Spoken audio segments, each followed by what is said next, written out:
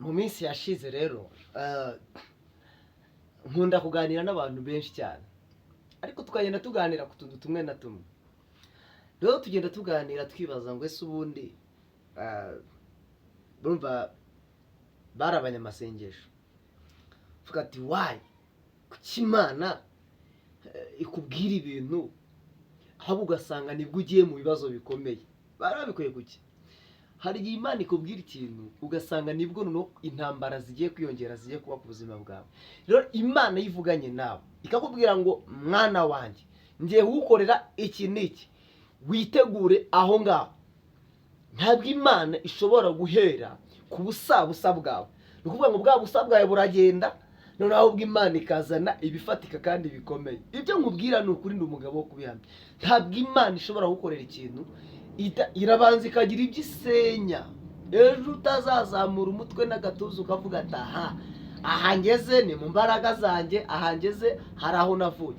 Wavuye hehe? wari uri hehe? Rero Imana irabaza ikazi gasenya. Nikubwira ngo nguhaye ibyo kurya tayari, n'ibiri mu nzu bishizemo n'ibyo wasize bishizemo. Nikubwira ngo akandi kantu yigeze imbwira mu bihe byashize ngo ndakwambitse, tashe nsanga utwenda afite tuzima batwibye twagiye. Imana ikubwiye ikintu hari ibibanza kuvaho. Nyine njyewe mbaye ndi umubosi, kaba hari umuntu ushaka kugirira neza, shaka kumwambura ubushwambagara, ni ukuvuga ngo ngomba kubanza nkagenda bwa bushwambagura nkabumwambura, nkabutwika, nkabwotsa, n'imbaraga zirimo nkazitwika. Ntabwo nabusiga, n'imperi nkayitwika, nkayimena, nkayirangiza.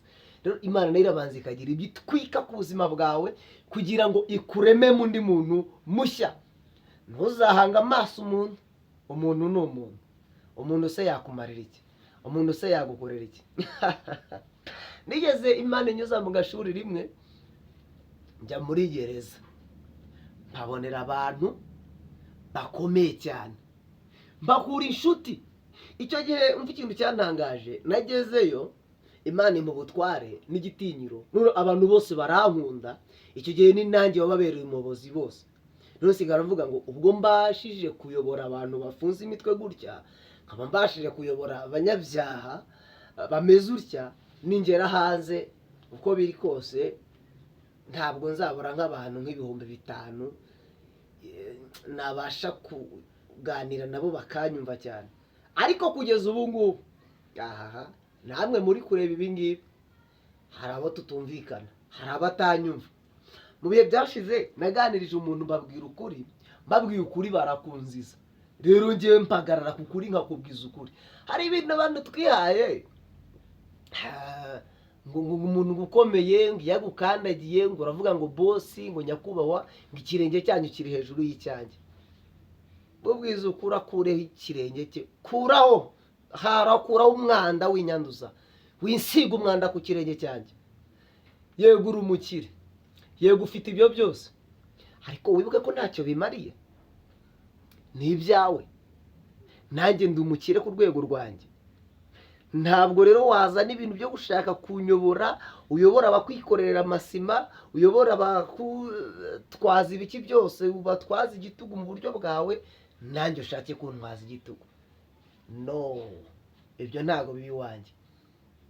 Ngewe nubaha uwanyubashye, cyo ni cyambere. Icya kabiri, nge umuntu wese ndamwubaha, ariko cyane cyane nanjye wanyubashye. Icya kabiri, umuntu mpa agaciro ni nawe mfataga nk'umukire bambere. Ntabwo ngufata nk'umukire kubera uguje amamiliyari ku makonti, ahubwo ngewe nkugira nkwita umukire kubera ko nshobora kuntabara, nshobora kukwegera tukaganira.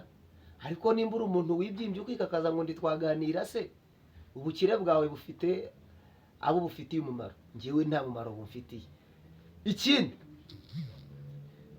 iyi si turimo nta shoferi igira, yo ubwayo ni pilote, ni shoferi, ikora ibyo ishatse, igutwara aho ishatse. Rero yuzanye ibintu byo kwiyemera, iyi si iragusiga igatwara abandi. Ishobora kuntwara ariko gusiga wowe. Tubigendanemo neza, ejo ntazagusiga nawe.